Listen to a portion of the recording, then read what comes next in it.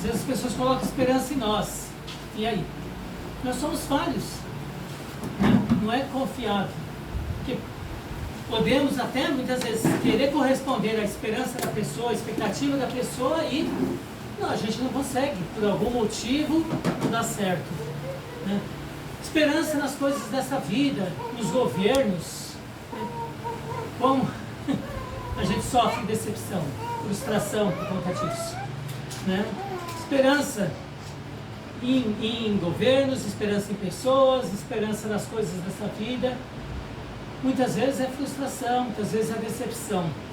Mas a esperança que eu quero falar aqui não é nada disso. É uma esperança que nos traz certeza, uma esperança que nos traz alegria, uma esperança que nos leva a ver além e que não trará de forma alguma decepção, frustração, tristeza. A esperança que nós já cantamos hoje aqui, em pelo menos uns 3 hinos que eu percebi. A esperança da vida futura. Né? Cantamos agora há pouco o hino 366, firmeza. Assim que o seu clarim tocar, irei com ele me encontrar. E gozarei da redenção com quem? Com todos que no céu estão. Olha a esperança aí. Olha a esperança aí. Né?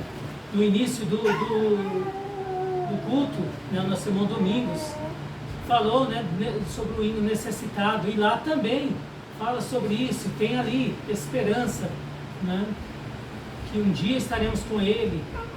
Então essa é uma das razões e uma das bênçãos por sermos cristãos, por sermos a família de Deus, é ter essa esperança, uma das grandes bênçãos. Né? E o que é esperança? O dicionário diz: esperança é uma expectativa. Esperança é aguardar algo. Esperança é esperar algo. É um desejo de algo que espera aconteça, que o desejo se realize. Isso tudo está embutido em esperança. Mas como eu disse, né? Muitas vezes essa esperança, esse desejo, esse algo que a gente aguarda, essa expectativa, quantas vezes são frustradas? Muitas vezes. Mas de novo, essa em Deus e essa da vida eterna com Ele não será frustrada. E quando esperamos em Deus, também não nos frustraremos. Podemos ter que esperar um pouco, pode não ser do nosso tempo, mas com certeza, se a vontade de Deus vai acontecer. E os salmistas falavam muito sobre isso. Né? Nós não vamos ler, mas Salmo 42:11 é até um hino. Né? Por que te abates, ó minha alma? Né? E ele disse: por que está abatida a minha alma? Né? Espera nele, eu confiarei nele. Né? Em Deus coloco a minha esperança. Salmo 42:11. Salmo 33, do 18 ao 20, é a mesma ideia. Né? De Deus protege, Deus abençoa quem espera nele, quem faz dele o seu refúgio e o seu auxílio. Né? Olha a esperança novamente. E Salmo 146, versículo 5. Feliz é aquele que confia, que espera, cuja esperança está no Senhor. O mundo busca tanta felicidade, né? Felicidade num novo lugar, a felicidade numa nova profissão, a felicidade num casamento, a felicidade em... E o salmista diz: a felicidade está em quem coloca Deus como seu auxílio, como seu refúgio. Por quê? Porque não há frustração, porque não há decepção. Qualquer outra coisa pode haver decepção. Nessa terra, nas pessoas, vai haver. Mas em Deus não. E o que a Bíblia fala sobre isso? Vamos lá, Romanos 5, versículo 3 a 5. Gosto muito desse texto, né, onde Paulo está falando sobre as bênçãos de Deus. Né? O versículo 1 ele fala: somos justificados mediante a fé que temos em Deus. Somos justificados, versículo 1. E através disso nós temos a paz de Deus. Né? Versículo 2 ele fala que estamos firmados nessa fé, É como acabamos de cantar, né? Firmeza, em nada ponho a minha fé, né? Então, nos gloriamos na esperança, no final do versículo 2, da glória de Deus. E o versículo 3 ao 5 diz, e não somente isso, ou seja, ele já vem falando, somos justificados, nos gloriamos na esperança de Deus, em Deus, da glória de Deus. E versículo 3 ele começa dizendo, e não somente isso, mas também nos gloriamos nas próprias tribulações. Por que gloriar nas próprias tribulações? Que a tribulação produz perseverança, e a perseverança, experiência, e a experiência, esperança. Ora, a esperança não confunde, porque o amor de Deus é derramado em nosso coração pelo Espírito Santo que nos foi outorgado. Olha só, a sequência que Paulo vai colocando. Nós nos gloriamos nas próprias tribulações. Não, tribulação não é algo bom. Não é algo que a gente vai pedir, né? Olha, Senhor, manda a tribulação. Elas vêm, elas acontecem. Enquanto estivermos nessa vida, vamos ter tribulações. Mas ele diz, olha, até isso pode ser benéfico para nós, porque através das tribulações nós vamos exercitar a perseverança. Perseverança é persistir, persistir no caminho de Deus, persistir apesar de dificuldades, problemas, injustiças, tristezas, frustrações. Nós perseveramos, nós continuamos no caminho. As coisas vêm, a gente enfrenta, e vai passando, e vai passando, e vai passando. E é isso é importante, passar, ir passando, não ficar.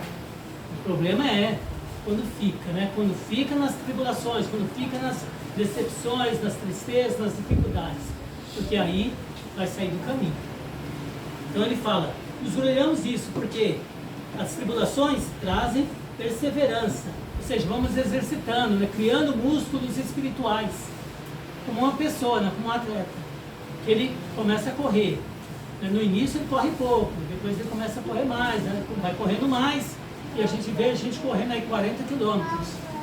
E foi do dia para a noite, né? Que ele acordou e falou, hoje eu vou correr 40 quilômetros. Ele pode ter pensado nisso, mas ele não vai, com certeza ele não conseguiu. Né? Foi ali, aumentando, até chegar lá, a mesma coisa. Perseverança nas tribulações é também. Vamos suportando, e a gente vai criando músculos espirituais. Vamos aguentando e vamos seguindo. As coisas vão vindo e a gente vai seguindo. Por quê? A perseverança produz experiência. Experiência é algo conquistado. É algo que a gente vai tendo no decorrer da vida. Né? Tenho experiência, quando a gente vai procurar um trabalho, né? Tem experiência nisso? Tem. Por quê? Trabalhei 1 ano, trabalhei 2 anos, trabalhei 5 anos.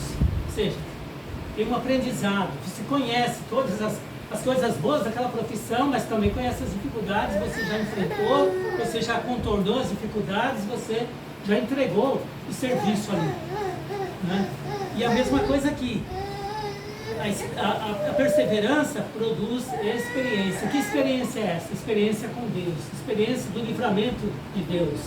Ou seja, as tribulações vieram, os problemas vieram, continuamos no caminho, e isso nos trouxe experiência. Deus guarda, Deus livra, Deus nos ajuda, Deus protege, Deus nos fortalece e a gente segue. Essa é a experiência que nós vamos ter com Deus. Né? E isso é importante, isso é maravilhoso. Por quê? Porque através dessa experiência nós vamos ter a esperança. Nós vamos ter a esperança. Nós não vamos perder a esperança. O nosso foco estará sempre na esperança. Que esperança é essa? Um dia a volta de Cristo. Cristo voltando, nós nos encontrando com Ele, ou Ele nos chamando, se não estivermos mais aqui, e indo com Ele para a morada celestial. Para todos, já livres de toda frustração, tristezas, tribulações. Por quê? Passamos e chegamos lá. Então olha só que interessante, que passo a passo maravilhoso que Paulo vai colocando para aqueles irmãos que estavam sendo perseguidos, que estavam passando por diversas dificuldades. Falando, sejam perseverantes, que a perseverança leva à esperança.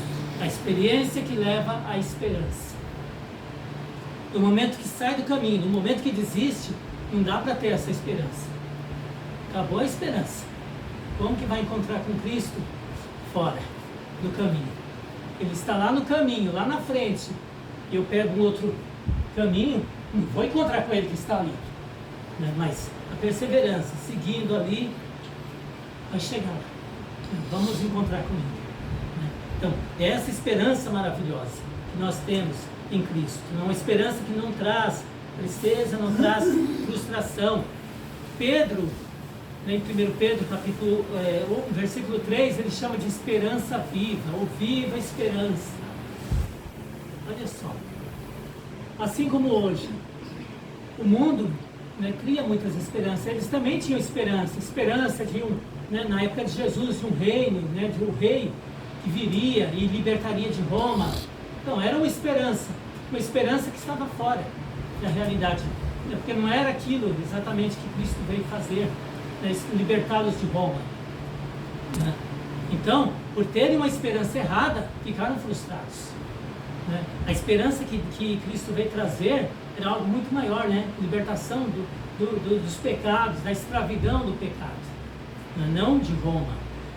Na época de Paulo, eles estavam ainda sob o governo romano, então eles tinham essa esperança, dias melhores, de fugir da perseguição. E Pedro diz, a nossa esperança é uma esperança viva, uma esperança que não morre, né? Que palavra interessante, né? Ou seja, ela continua viva, ela atravessa, independente de situações, independente de governos, independente de circunstâncias, a nossa esperança é uma esperança viva.